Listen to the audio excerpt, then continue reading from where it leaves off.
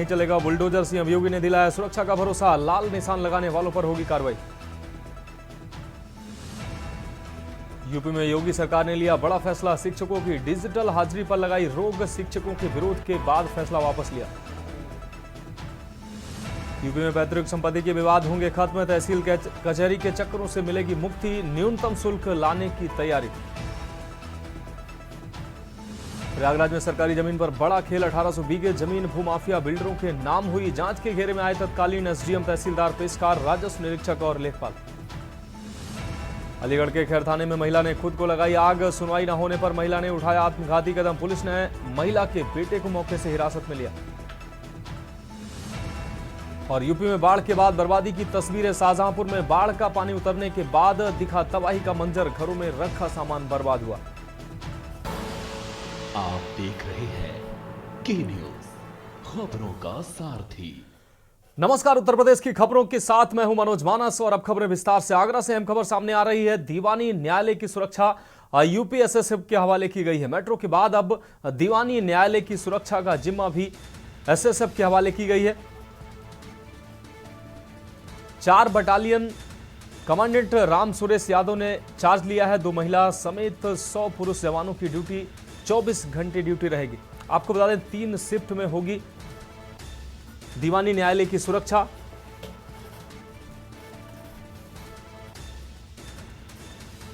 तो सुरक्षा व्यवस्था पहली शिफ्ट में सबसे ज्यादा तैनात रहेंगे जवान। आपको बता दें हाईटेक कंट्रोल रूम और ऑटोमेटिक हथियारों से लैस रहेंगे ये जवान और बिना चेकिंग के दीवानी न्यायालय में किसी को प्रवेश नहीं मिलेगा।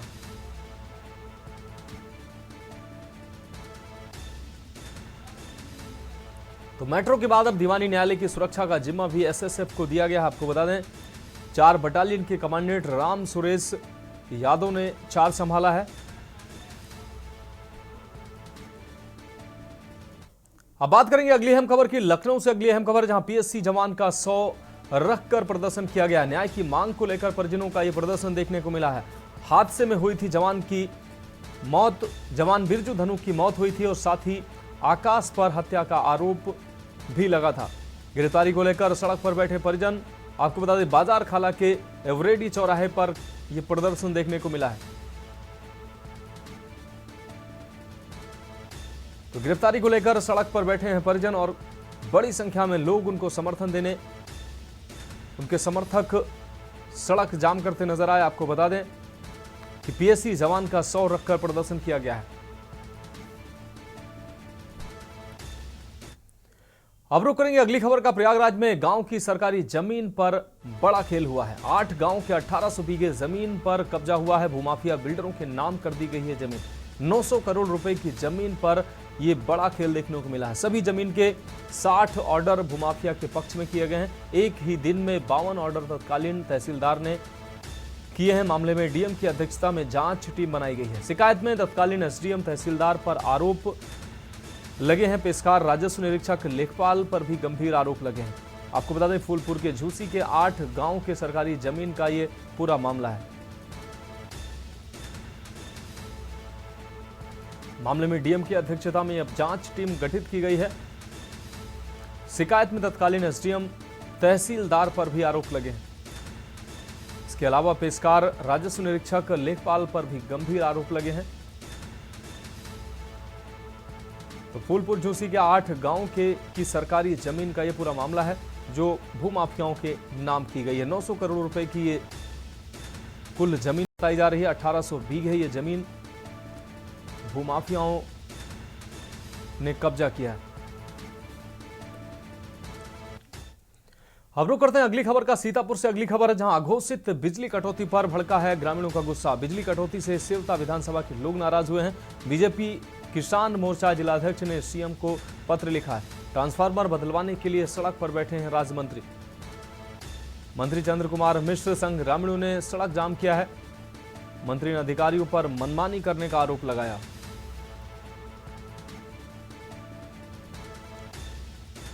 तो चंद्र कुमार मिश्र संघ ग्रामीणों ने सड़क जाम किया। मंत्री ने अधिकारियों पर मनमानी करने का आरोप लगाया। यह अहम खबर आपको दिखा रहे हैं। अघोषित बिजली कटौती पर अब लोगों का गुस्सा देखने को मिला है, लोगों का गुस्सा भड़का है। बिजली कटौती से सेवता विधानसभा के लोग नाराज हैं।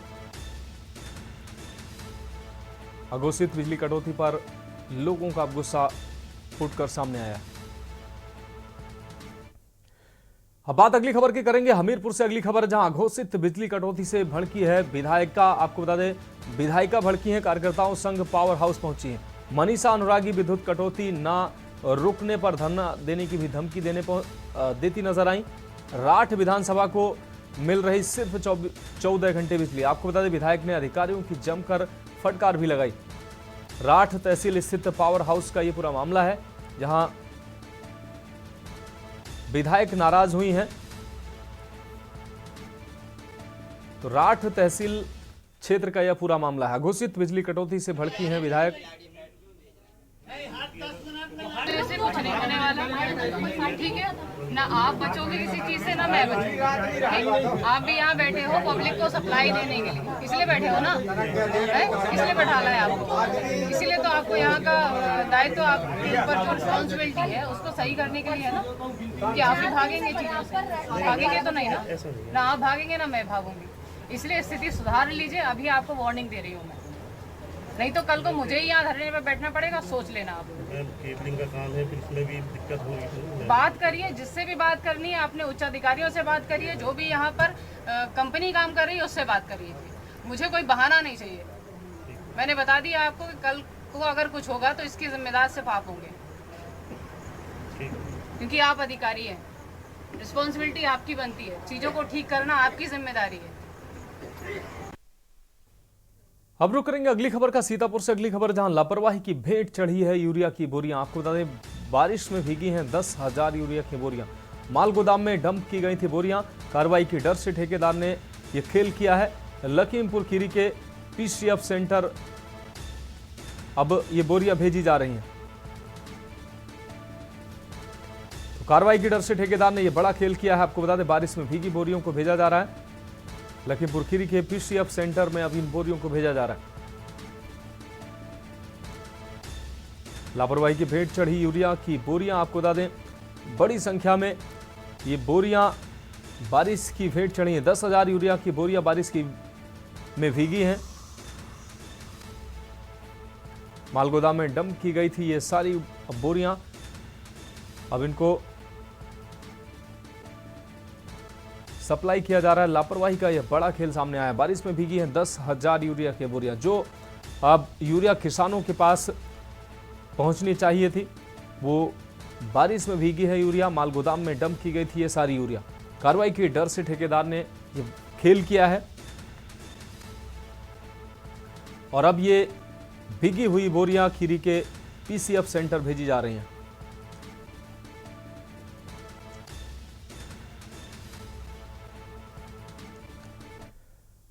अब बढ़ेंगे अगली खबर की ओर। कन्नौज से अगली खबर है, जहां जिला अस्पताल के सफाई कर्मी हड़ताल पर हैं। सैलरी में कटौती का विरोध कर रहे सफाई कर्मी।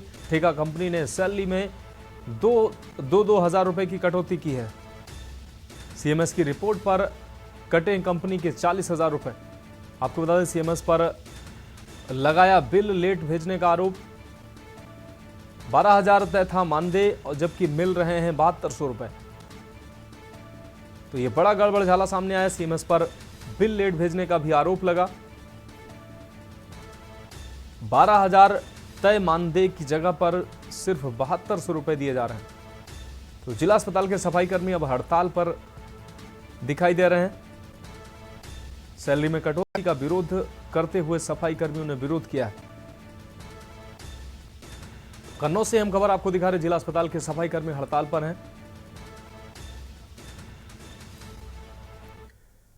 अगली खबर कन्नौज से है, जहां एआईएमआईएम का कलेक्ट्रेट परिसर में प्रदर्शन देखने को मिला है। मॉब लिंचिंग, बुलडोजर नीति के खिलाफ प्रदर्शन देखने को मिला है। कलेक्ट्रेट में मजलिस की जिला इकाई का प्रदर्शन हुआ है। दलितों और मुसलमानों पर द्वेषपूर्ण कार्रवाई का आरोप लगाया है। कोर्ट को ताक पर रखकर कार्रवाई की तानाशाही खत्म करने की मांग की गई है। राष्ट्रपति को संबोधित ज्ञापन डीएम को सौंपा गया है। मांगे पूरी न होने पर आंदोलन की भी चेतावनी प्रदर्शनकारियों के द्वारा दी गई है।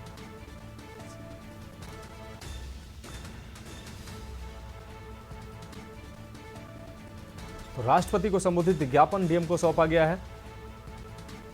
मांगे पूरी न होने पर आंदोलन की चेतावनी भी एमआईएम के कार्यकर्ताओं के द्वारा दी गई। तो एमआईएम का कलेक्ट्रेट परिसर में प्रदर्शन देखने को मिला है। अपनी मांगों के साथ ही एमआईएम कार्यकर्ता आपको बता दें धरने पर बैठे हैं। मॉब लिंचिंग बुलडोजर नीति के खिलाफ एमआईएम कार्यकर्ताओं का प्रदर्शन देखने को मिला है। कलेक्ट्रेट में मजलिस की जिला इकाई का प्रदर्शन।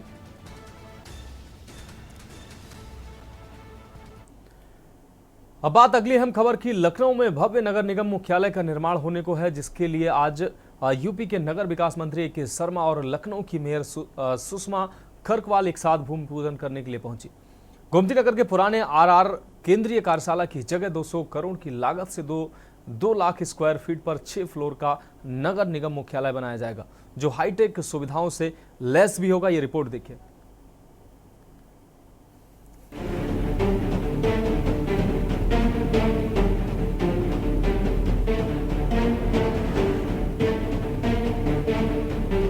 लखनऊ के लालबाग स्थित नगर निगम मुख्यालय का पता अब आने वाले साल में भी बदल जाएगा, क्योंकि नए भव्य मुख्यालय का निर्माण गोमती नगर के गोमती नदी किनारे RR केंद्रीय कार्यशाला को हटाकर बनेगा और फिर खुद नगर निगम के अफसर और कर्मचारी खुद की जमीन पर बने मुख्यालय पर बैठकर लखनऊ का कामकाज देखेंगे।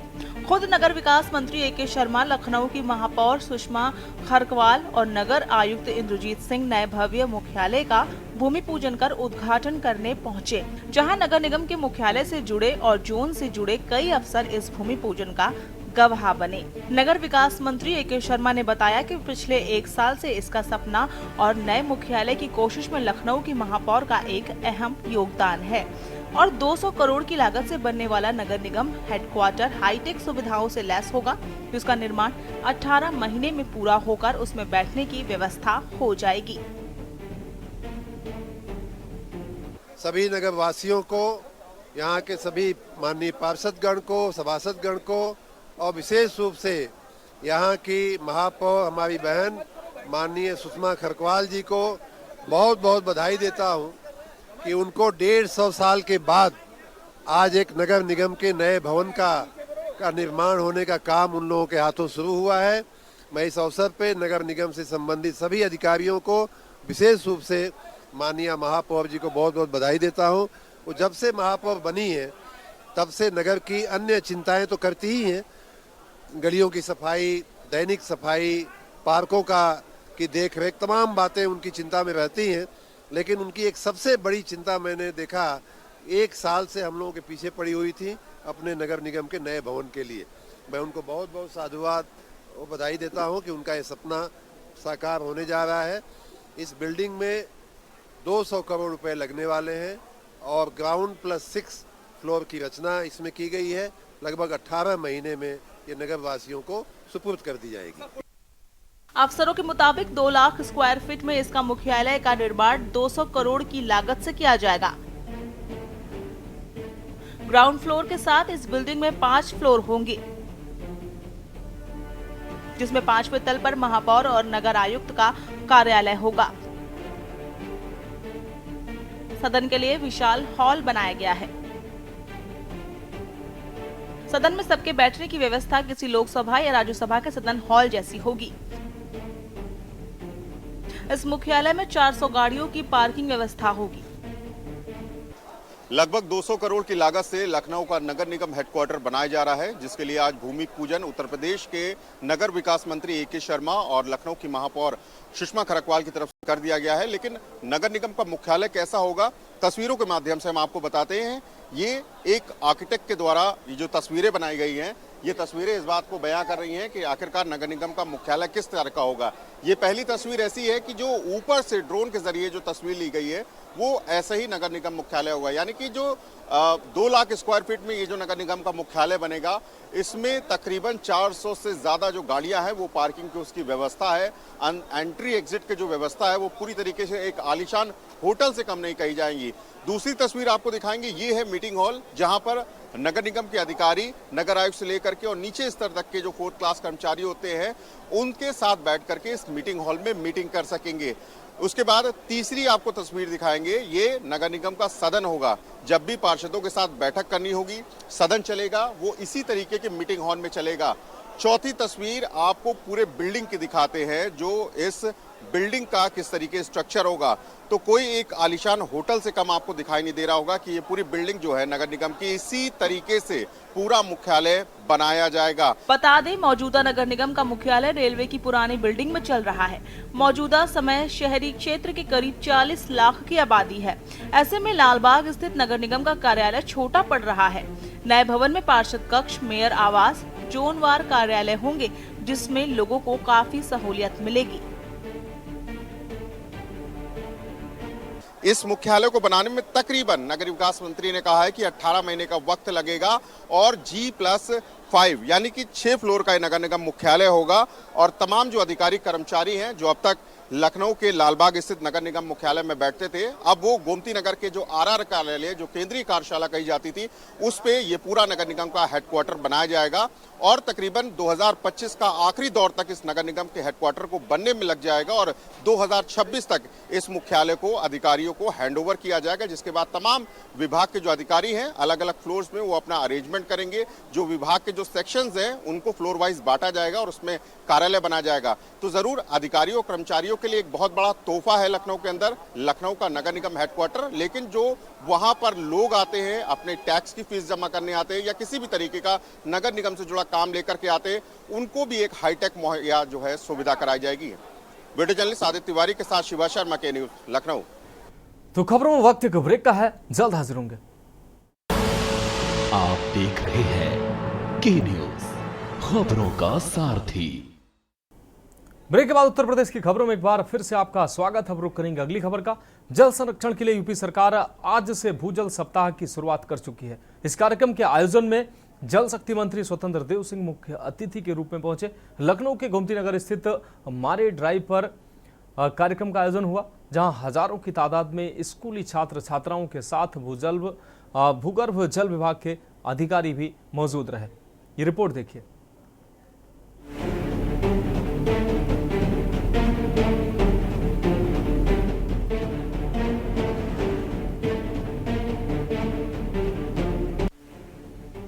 जुलाई से 22 जुलाई तक चलने वाला भूजल सप्ताह दिवस शुरू हो चुका है। गोमती नगर के सामाजिक परिवर्तन प्रतीक स्थल पर करीब 2000 छात्र छात्राओं ने इस कार्यक्रम में हिस्सा लिया, जिन्हें वाटर एम्बेसडर के रूप में देखा गया। जल संरक्षण को लेकर जल शक्ति मंत्रालय के भूगर्भ जल विभाग की ओर से आयोजित इस कार्यक्रम का उद्घाटन करने के लिए उसमें शरीक होने के लिए जल शक्ति मंत्री स्वतंत्र देव शक्ति पहुंचे।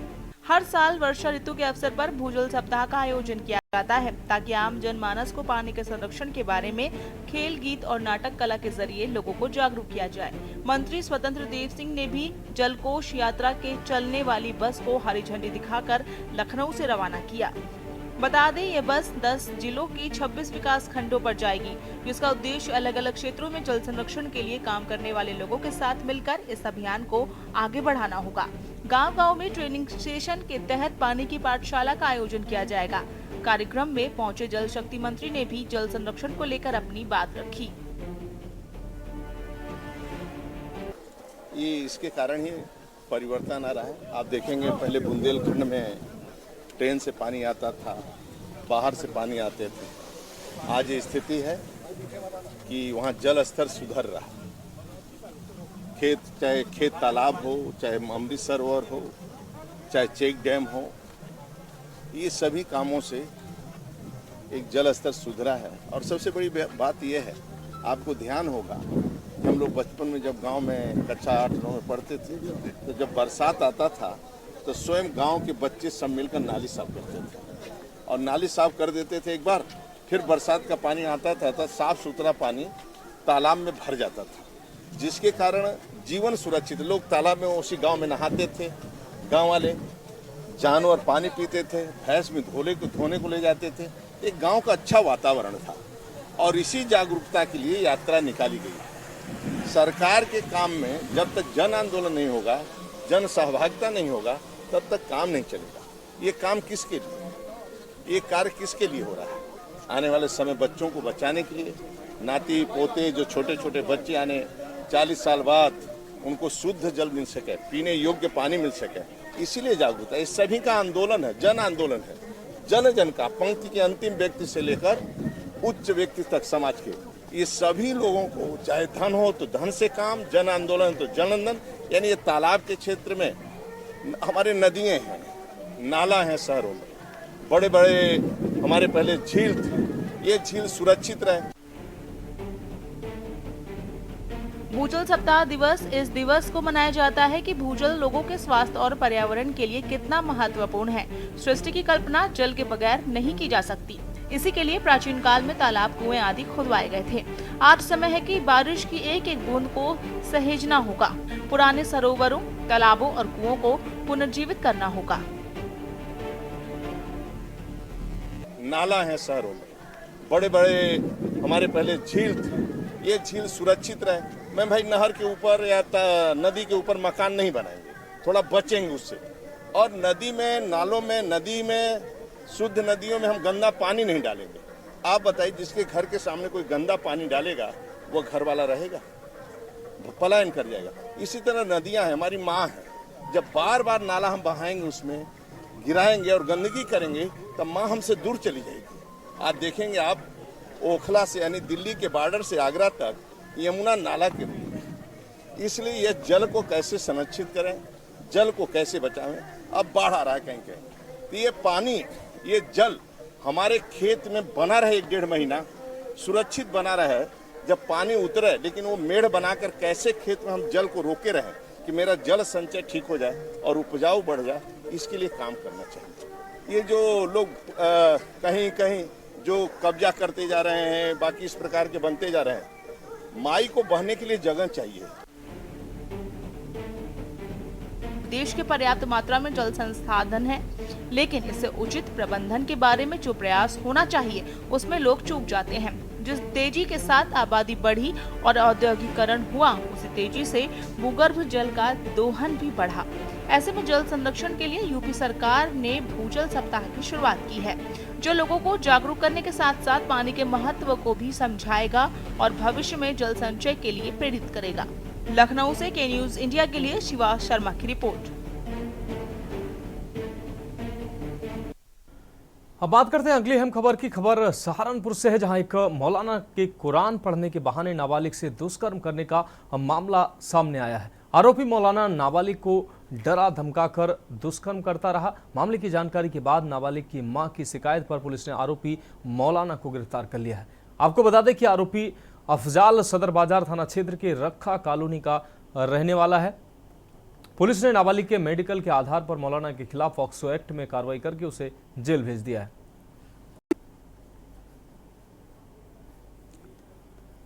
कुछ दिनों पूर्व सदर बाजार थाना क्षेत्र अंतर्गत एक वादी पक्ष आते हैं अपनी बेटी को लेकर। जो बेटी नाबालिग है, 14 से 15 वर्ष उसकी उम्र होती है, और उसके द्वारा इल्ज़ाम लगाया जाता है कि एक मुस्लिम पुरुष है जिसने उसको पढ़ाई कराने के बहाने उसके साथ दुष्कर्म किया और पिछले कुछ समय से करता आ रहा है। और डर के मारे वो अभी तक उन्होंने बोला नहीं था, लेकिन अब उन्होंने अपने परिजनों को बोला तो परिजन उनको लेकर थाने पर आए। सदर बाजार थाना पुलिस ने तुरंत कार्रवाई करते हुए उसका बच्ची का मेडिकल कराया, और जो इसमें मुख्य अभियुक्त था अफजाल पुत्र इकराम, उसको गिरफ्तार करके जेल भेज दिया गया। इत्तेहाद मिल्लत काउंसिल के प्रमुख मौलाना तौकीर रजा एक बार फिर सुर्खियों में है, चर्चा में है। उन्होंने 21 जुलाई को बरेली के खलील हायर सेकेंडरी स्कूल में सुबह 11 बजे 5 जोड़ों का धर्म परिवर्तन कराकर उन्हें इस्लाम धर्म कबूल कराने और सामूहिक निकाह कार्यक्रम का आयोजन करने का ऐलान किया है। इसके लिए उन्होंने जिला प्रशासन को पत्र लिखकर अनुमति मांगी है। तौकीर रजा के बयान पर हिंदू महासभा के कार्यकर्ताओं ने विरोध जताया है। हिंदू महासभा ने सीएम को अनुरोध करते हुए चिट्ठी लिखी है और कहा है कि एक प्रलोभन है हिंदू समाज के युवाओं के लिए। अगर आपके सनातन धर्म में जाति पात के भेद के आधार पर शादी नहीं हो सकती है तो हम आपका धर्म परिवर्तन कराकर आपका निकाह कराएंगे। ये सनातन संस्कृति पर प्रहार है। यह भी लव जिहाद प्रायोजित कार्यक्रम है जिसमें देश की एकता अखंडता के लिए गंभीर खतरा है। ऐसे में जिला प्रशासन बरेली को निर्देशित करें कि इस कार्यक्रम की अनुमति नहीं दी जाए और राष्ट्र हित में मौलाना तौकीर रजा को रासुका में निरुद्ध करें, अन्यथा हिंदू महासभा के कार्यकर्ता आगरा से बरेली पहुंचकर कार्यक्रम स्थल पर ताला डालने का कार्य हिंदू महासभा कार्यकर्ता करेगा और जरूरत पड़ी तो हिंदू सनातन के सम्मान एवं महिलाओं के सम्मान में पंडाल में आग लगाने का काम भी हिंदू महासभा करेगी।